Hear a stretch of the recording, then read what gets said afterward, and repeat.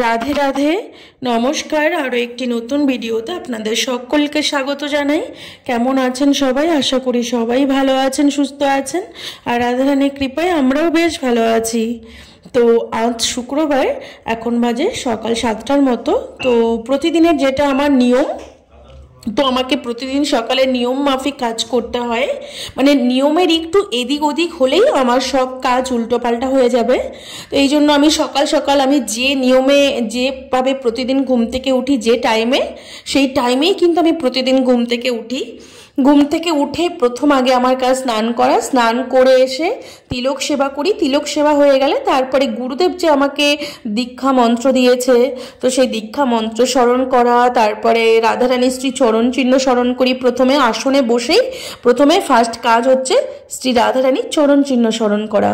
চরণ চিহ্ন স্মরণ হয়ে গেলে তারপরে দীক্ষা মন্ত্র স্মরণ করি, তারপরে এসে ঠাকুর ঘরে আসি। তো এইভাবে প্রতিদিন সকালে এই একই নিয়মে আমাকে চলতে হয়। তারপরে ঠাকুর ঘরে এসেই হাততালি দিয়ে প্রথমে ঠাকুর ঘর খুলতে হবে। খুলে নিয়ে তারপরে আমি ঠাকুর ঘরে ঝাড়ু লাগাই। ঝাড়ু লাগিয়ে ঠাকুর ঘর মুছে পরিষ্কার করে ঠাকুরের পুজোর বাসনপত্র এগুলো মা ধুয়ে দেয়। মা ধুয়ে সব বাসনপত্র রেডি করে দেয়। তারপরে আমি চিত্রপটকে আগে ঘুম থেকে জাগিয়ে তুলে চিত্রপটের সেবা করে নিয়ে তারপরে আমি গোপীনাথকে ঘুম থেকে জাগিয়ে তুলি। জাগিয়ে উঠিয়ে তারপরে গোপীনাথকে স্নান করাই। তারপরে স্নানের পর শৃঙ্গার করে তারপরে আমি ড্রেস পরাই। তো আজ শুভ রাস পূর্ণিমা। তো হ্যাঁ, আর একটা কথা, পূর্ণিমাতে কিন্তু সবসময় সাদা রঙের ড্রেস পরাতে হবে, আর আমাবস্যাতে কালো বা নীল রঙের। এটা কিন্তু সবসময় মাথায় রাখতে হবে। যখনই পূর্ণিমা আসবে, পূর্ণিমাতে আমাদেরকে গোপীনাথকে সাদা রঙের ড্রেস পরাতে হবে, আর আমাবস্যাতে কালো বা নীল রং। তো আজকে যেহেতু রাস পূর্ণিমা, তো এই জন্য আমার গোপীনাথকে আজকে সাদা রঙের ড্রেস পরাচ্ছি। তো এই যে আজকে যে গোপীনাথকে ড্রেসটা পরাচ্ছি, এটা আমি অর্ডার দিয়ে বানিয়েছি দোকান থেকে। গোপীনাথের মাপ দিয়ে ড্রেসটা বানাতে দিয়েছিলাম, তো সেই ড্রেসটাই বানিয়ে দিয়েছে। এটা এর আগেও আমি 2-3 বার পরিয়েছি, তো আবার আজকে পরাচ্ছি যেহেতু আজকে পূর্ণিমা। তো এই ড্রেসটা আমার ভীষণ ভালো লাগে।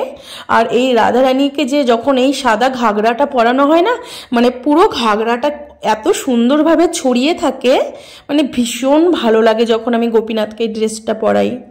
আর আমার গোপীনাথের এখন নতুন অঙ্গরাগ হয়েছে, তো অঙ্গরাগের পর আর গোপীনাথকে দেখতে বেশি সুন্দর মনে হচ্ছে।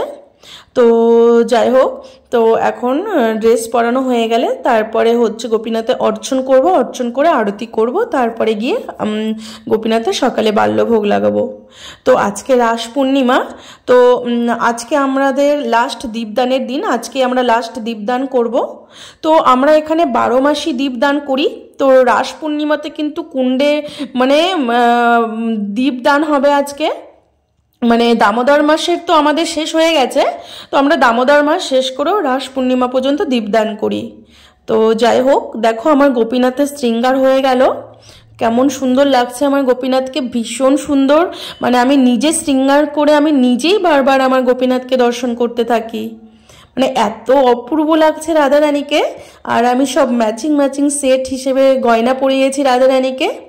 তো আজকে দেখো নীল আর সাদার মধ্যে আমি ড্রেস পরিয়েছি, তো সেই হিসেবেই রাধারানীকেও গয়না পরিয়েছি। তো গোপীনাথের গুলো হয়তো ম্যাচ হয়নি গয়নাগুলো, কিন্তু রাধারানীর গয়নাগুলো আমি ম্যাচ করে পরিয়েছি। আর ওড়নাটাকে এত সুন্দর করে সেট করে দিয়েছি, মানে এত অপূর্ব শৃঙ্গার লাগছে। মানে আমি যখন নিজে শৃঙ্গার করে গোপীনাথকে আসনে বসাই না, আমি আগে প্রথমে 10-15 মিনিট বসে বসে গোপীনাথকে দর্শন করি। মানে দর্শন যখন করি আমার চোখ ফেরাতে ইচ্ছে করে না, এমন মনে হয় যেন সারাটা দিন বসে বসে গোপীনাথকে দর্শন করতেই থাকি। এই দর্শনের মাহাত্ম্য সবাই বুঝবে না। মানে এই যে দর্শনের মতো দর্শন করতে হয়। এই না যে একবার গোপীনাথকে সামনে দেখে চলে গেলাম, সেটা না। বসে বসে গোপীনাথের রূপ ও মাধুর্য দর্শন করতে হবে, আর সেই রূপকে আস্বাদন করতে হবে। যে রূপের মাধুর্যে গোপীনাথের এত রূপ, মানে গোপীনাথের এত রূপ, তার রূপ মাধুর্যে তিনি নিজেই মুগ্ধ হয়ে যান। নিজের এই রূপ মাধুর্য আস্বাদন করার জন্যই তো তিনি গৌরাঙ্গ মহাপ্রভু হলেন। রাধারানী আর শ্রীকৃষ্ণের মিলিত বিগ্রহ গৌরাঙ্গ মহাপ্রভু হলেন, তার নিজের রূপ নিজে আস্বাদন করার জন্য। তো শ্রীকৃষ্ণ নিজের রূপ নিজে আস্বাদন করতে তো আর নিজে পারেন না, তার জন্য তো তাকে রাধা হতে হবে। রাধারানী যেভাবে শ্রীকৃষ্ণের রূপমাধুর্য আস্বাদন করে, তো তাকে সেই রূপভাবে মাধুর্য আস্বাদন করতে গেলে তো তাকে তো আরও রাধা হতে হবে। তখন তিনি রাধারানী আর নিজের শ্রীকৃষ্ণ আর রাধা এক হয়ে গৌর হলেন, গৌরাঙ্গ মহাপ্রভু হয়ে তখন ভগবান শ্রীকৃষ্ণের মাধুর্য আস্বাদন করলেন।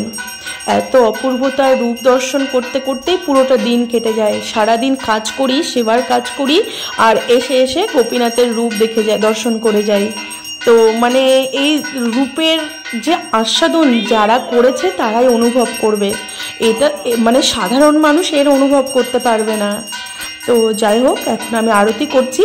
তো একটা কথা, যেটা আমাদের অনেক কিছু শেখার আছে, যেগুলো আমরা ভক্তি পথে এসেও অনেকেই অনেক কিছু জানি না। তো আজকে হচ্ছে রাস পূর্ণিমা, তো আজকে কিন্তু লাস্ট চামর আর ব্যজন সেবা, আজকেই শেষ দিন। মানে এই যে ময়ূর পাখা দিয়ে যে গোপীনাথকে আরতি করছি, গোপীনাথকে হাওয়া দিচ্ছি, আর চামর দিয়ে যে আরতি করছি, এই রাস পূর্ণিমা পর্যন্তই কিন্তু শেষ করতে হবে। রাস পূর্ণিমা আজকে পার হয়ে গেল, কালকে থেকে কিন্তু আর ময়ূর পাখার চামর দিয়ে আমি আরতি করব না, কারণ এখন তো সিজন চেঞ্জ হচ্ছে না, মানে ঠান্ডা পড়ে যাচ্ছে। তো আজকেই শেষ দিন, আজকের পর থেকে একদম গৌর পূর্ণিমা পর্যন্ত এই ময়ূর পাখা দিয়ে আর চামর দিয়ে আরতি করা স্টপ থাকবে। আবার গৌর পূর্ণিমা যেদিন হবে তার পরের দিন থেকে আবার ময়ূর পাখা আর চামর দিয়ে আরতি শুরু করব। এটা কিন্তু আমরা অনেকেই জানি না, তো এই জন্য আমি বিষয়টা ক্লিয়ার করে দিলাম। অনেক ছোট ছোট বিষয় আছে, ভক্তিপথে এসে এইসব ছোট ছোট বিষয়গুলো আমাদের অবশ্যই জানা প্রয়োজন। যেমন আমাকে যেরকম একটা দিদিভাই প্রশ্ন করলো যে কোন দিনে কোন রঙের ড্রেস পরাতে হবে, আমি তাকে বলে দিলাম যে এই দিনে এই রঙের ড্রেস পরাতে হবে। সোমবার সাদা, মঙ্গলবার গোলাপি, বুধবার সবুজ আর বৃহস্পতিবার হলুদ, শুক্রবার সাদা, শনিবার নীল বা কালো, রবিবার লাল বা অরেঞ্জ কালার বা মেরুন কালার, এইসব। তো আমি বারবার রিপিট করে দিচ্ছি যাতে তোমাদের বুঝতে সুবিধা হয়। তো যাই হোক, তো আমি এখন সকালে আরতি হয়ে গেল, আরতির পর গোপীনাথের জন্য বাল্যভোগ তৈরি করে নিলাম। তো আজকে ফুলকপি আর আলু দিয়ে চিড়ের পোলাও বানিয়ে নিলাম, তো সেটাই সকালে গোপীনাথকে বাল্যভোগ লাগিয়ে আমরা সবাই সেটাই প্রসাদ নিলাম। তো আজকে আর আমি দুপুরে রান্না করব না, দুপুরে আজকে আমি রান্নাঘরে যাব না, তার কারণ আমরা এখন নিমন্ত্রণ খেতে যাচ্ছি। তো আমাদের বাড়ির পাশে একটা বোন ছিল, তো সেই বোন আর তার মা, বাবা আর ভাই, তাদের ফ্যামিলিতে তারা 4 জনই আছে। তো আমাদের বাড়ির পাশেই তারা ভাড়া থাকতো। তো এখন কমসে কম 3 থেকে 4 বছর আমাদের বাড়ির পাশেই তারা ভাড়া ছিল। তো এখন তাদের জায়গা কিনেছে, জায়গা কিনে বাড়ি করেছে। তো সেই বাড়ি আজকে কমপ্লিট পুরো হলো, আজকে গৃহপ্রবেশ। তো সেই বোনদের বাড়িতে আজকে নিমন্ত্রণ আছে গৃহপ্রবেশের। তো আমরা সবাই মিলে এখন প্রসাদ পেতে যাচ্ছি। তো মা বাবা যাবে না, তো মা বাবা বাড়িতেই রান্না করে, কেননা আমার গোপীনাথ আছে না, তো গোপীনাথকে তো ভোগ লাগাতে হবে, তো সেই গোপীনাথে রান্না বান্না করবে, এই জন্য মা আর যাবে না, বাবাও যাবে না। বাবা এমনিতেও কোথাও যায় না, আমি, আমার হাজব্যান্ড, আমার ছেলে আর আমাদের পাশের বাড়ি 2টো ভাই আছে, ওরা যাবে। আমরা সবাই একসাথে এখন সেই বাড়িতে যাচ্ছি। তো আমরা বাড়ি থেকে বেরিয়ে পড়েছি। তো আমি গেটের সামনে দাঁড়িয়ে আছি। তো একটা বুড়ি দিদা গেল এদিক দিয়ে, আমাদের বাড়ির পাশেই উনি থাকেন। তো সেই বুড়ি দিদা মানে কোমর পড়ে গেছে, মানে বয়স তো প্রায়, বলছে ওই দিদা বলে 85 বছর বয়স হয়ে গেছে। যে এক্ষুনি এই দিক দিয়ে গেল, তোমাদেরকে দেখালাম, সেই দিদা লাঠি ধরে ধরে হাঁটে। মনের এত জোর সেই দিদার, এখনো এই বয়সে বিগ্রহ সেবা করেন নিজে হাতে। এই রাধাকুণ্ডে বাস করছেন একা একা, কোনো সাথী সঙ্গী নেই সেই দিদার, না কোনো ছেলে আছে, না কোনো মেয়ে আছে, না কোনো বন্ধু বান্ধবী, কেউ নেই, শুধু রাধারানীর ভরসাতে এখানে পড়ে থাকে। এতটা বয়স হয়ে গেছে সেই দিদা, এই যে আমরা যে আসছি পিছনের বাড়িটা, এই বাড়িটাতে থাকে, একা একা থাকে। তাহলে ভাবতে হবে সেই দিদার মনের কত জোর। এই বয়সেও রাধা গোবিন্দের যুগল বিগ্রহ সেবা করছেন, তাদের জন্য নিজে হাতে রান্না করছেন, আবার তাদেরকে নিজে হাতে ভোগ লাগাচ্ছেন, নিজে হাতে বাসন মাজা, নিজে হাতে ঘর ঝাড়ু দেওয়া, মানে সমস্ত কাজ এই শরীর নিয়ে নিজে হাতে করছেন। কত মনের জোর, এদেরকে দেখে আমাদের শেখা উচিত। তো এই দিদাকে দেখলে আমি মনে অনেক সাহস পাই যে কত অনুরাগ, এই বয়সেও একা একা রাধাকুণ্ডে বাস করছে। তো দেখো, বৃন্দাবনে বাস, রাধাকুণ্ডে বাস, অনুরাগ চাই। অনুরাগ না হলে বৃন্দাবনে বাস হয় না। এই ধামবাসটাই এমন, অনুরাগ না হলে তিনি বৃন্দাবন বাসও করতে পারবেন না, আর বৃন্দাবন বাসের আশাও তিনি করবেন না। বৃন্দাবন পড়ে থাকাও একটা রাধারানীর কৃপা চাই, সবার তো হয় না। তো যাই হোক, তো এখন আমরা চলে এলাম সেই বোনের বাড়িতে। তো এই বোন, একটা বোন আছে, একটা ভাই আছে এই বাড়িতে, আর তার মা বাবা। তো এরা আমাদের বাড়ির পাশেই 3 বছর ভাড়া ছিল। তো তারা এখন এই জায়গাটা অনেক দিন আগে কিনে রেখেছিল, তখন জায়গার দাম এখানে সস্তা ছিল। তো আমাকে তোমরা অনেকেই কমেন্ট করেছো রাধাকুণ্ডে জমির দাম কেমন, এখানে বাড়ি করে থাকা যাবে কিনা, জায়গা কেনা, জমি কেনা যাবে কিনা। তো সেটা নিয়ে আমি পরে ভিডিও নিয়ে আসবো তোমাদের জন্য, যাতে বুঝতে সুবিধা হয়। তো আমি আজকে শুধু এতটুকুই বলবো যে আমাদের রাধাকুণ্ডে জমিও কিনতে পাওয়া যাবে, রেডিমেড বাড়িও কিনতে পাওয়া যাবে। বাড়ি হয়তো হঠাৎ খোঁজ হয়, হয়তো একটা বাড়ি কেউ বানিয়ে রেখে গেল। তো রাধাকুণ্ডে বাস তো আর সবাই হয় না, হুজুকে পড়ে যার অগাধ পয়সা আছে সে বানিয়ে যায়, কিন্তু হয়তো সে বাস করতে পারে না, তখন সে বাড়িটা বিক্রি করে দেয়। এরকম হয়, যেমন আমার পিসিরা আছে এখানে। তো আমার পিসিরা কিন্তু এখানে রাধাকুণ্ডে রেডিমেড বাড়ি কিনেছে। তো বাড়ি কিনে এখন তারা আবার নতুন করে সেই বাড়িটা ভেঙে নতুন করে তৈরি করবে, এরকমও হয়। তো এই বোনদের বাড়ি, এই জায়গাটা অনেক দিন আগেই কিনে রেখেছিল, তখন জায়গার দাম এখানে সস্তা ছিল। তো এই যে এই বাড়িটা করেছে 50 গজ জায়গার ওপরে, 50 গজ জায়গার ওপরে খুব সুন্দর ছোট্ট একটা বাড়ি হয়েছে, মানে দেখার মতো বাড়ি। 2টো বেডরুম হয়েছে, রান্নাঘর হয়েছে, ছোট্ট একটু ঠাকুর ঘর হয়েছে, খুব সুন্দর লেগেছে আমার সেই বাড়িটা। তো আজকে সেই বাড়িতে গৃহপ্রবেশ, তো আমাদের নিমন্ত্রণ করেছে, তাই আমরা প্রসাদ পেতে এসেছি গৃহপ্রবেশে। তো যাই হোক, প্রসাদ পেয়ে বাড়িতেও চলে এসেছি। তো এখন সন্ধে 6:30 মতো বাজে, রাধাকুণ্ডেও চলে এলাম। তো আজকে রাস পূর্ণিমা, তো এই রাস পূর্ণিমাতে কুণ্ডে দীপদান হচ্ছে। তো সব ভক্তবৃন্দরা রাধাকুণ্ডে বসে বসে রাধারানীকে দর্শন করছে, আবার কেউ রাধাকুণ্ডে নেমে রাধা কৃপা কটাক্ষ পাঠ করছে। তো এই কৃপা কটাক্ষ পাঠ করারও কিন্তু অনেক মাহাত্ম্য আছে, আমি সেটা তোমাদেরকে পরে কোনো এক সময় বলবো ভিডিওতে। অনেক কিছু জানার আছে, বোঝার আছে। তো এই রাস পূর্ণিমাতে ভগবান শ্রীকৃষ্ণ রাধারানী সহ 30 কোটি গোপীর সঙ্গে বৃন্দাবনে যমুনার তীরে রাস করেছিলেন। রাস কিন্তু মাত্র একদিন হয়নি, কয়েক যুগ রাস হয়েছিল, কয়েক যুগ ধরে রাস চলেছিল। আর তখন ভগবান শ্রীকৃষ্ণ কালের গতিকে থামিয়ে রেখেছিল। ভগবান তো, শ্রীকৃষ্ণ তো সর্বশক্তিমান, তিনি চাইলে সব করতে পারেন। এই কালচক্রটা তার ইশারাতেই ঘুরছে, তিনি চাইলে এই কালচক্রের গতিকে স্টপ করেও রাখতে পারেন, সব তার হাতের মুঠোয়, তিনি সর্বশক্তিমান। তো সেই ভগবান শ্রীকৃষ্ণ 30 কোটি গোপীর সঙ্গে যমুনার তীরে রাস করেছিলেন। আর তখনকার যমুনা এখনকার যমুনা না, সে যমুনা যেখানে 30 কোটি মানে 300 কোটি গোপী, 300 কোটি গোপীর জায়গা হবে এমন বড় যমুনার তীর। মানে এই যে অপ্রাকৃত লীলা, অপ্রাকৃত লীলাতে সব সম্ভব, যেগুলো আমাদের মতো সাধারণ মানুষের মাথায় কখনোই ঢুকবে না। ভগবানের লীলা, আমরা তো সাধারণ মানুষ, আমরা ভগবানের লীলা কি বুঝবো আর কি তার মানে দেখব। এই জন্য ভগবানের সব শক্তি আছে, তিনি চাইলে সব করতে পারেন। তো এই আজকে রাস পূর্ণিমা, এই রাস পূর্ণিমাতে প্রত্যেকটা মন্দিরে ভগবানকে সাদা রঙের ড্রেস পরানো হয়েছে, যেহেতু পূর্ণিমাতে সবসময় সাদা রঙের শাড়ি পরাবে, নয়তো সাদা রঙের ঘাগরা, মানে সাদা কালারের ড্রেস পরাতে হবে। আর রাস পূর্ণিমাতে এখানে গিরিরাজ্যের পরিক্রমা চলছে। তো আমাদের রাধাকুণ্ডে গোবর্ধনে প্রত্যেক পূর্ণিমাতে এরকম ভিড় হয় পরিক্রমার। তো তাও তো আজকে ভিড় কম আছে, কারণ বৃন্দাবনে খুব ধুমধাম করে রাস পূর্ণিমা হচ্ছে। তো সব ভক্তবৃন্দ আজকে বৃন্দাবন চলে গেছে। তো আমরা বৃন্দাবন যাই না, কারণ মানে রাত্রি হয়ে যায়। তো রাস পূর্ণিমা রাত্রে সাজানো হয়, তো রাত্রে ওখানে গিয়ে থাকা একটু প্রবলেম হবে, জন্য আমরা রাস পূর্ণিমায় বৃন্দাবন যাই না, আমরা রাধাকুণ্ডেই থাকি। তো সমস্ত ভক্তবৃন্দ মানে 98% ভক্তবৃন্দ আজকে বৃন্দাবন চলে গেছে, 2% মাত্র ভক্ত এই রাধাকুণ্ডে আছে, মানে যারা গিরিরাজ্যের পরিক্রমা লাগাচ্ছেন। তো প্রত্যেক পূর্ণিমাতে কিন্তু আমাদের বৃন্দাবনে গিরিরাজ্যের পরিক্রমা চলে। মানে যখনই শুক্লপক্ষ চলে এলো, মানে কৃষ্ণপক্ষ চলে গেল, শুক্লপক্ষ পড়ে গেল, তো শুক্লপক্ষের একাদশী থেকে পরিক্রমা চলে একদম পূর্ণিমা পর্যন্ত।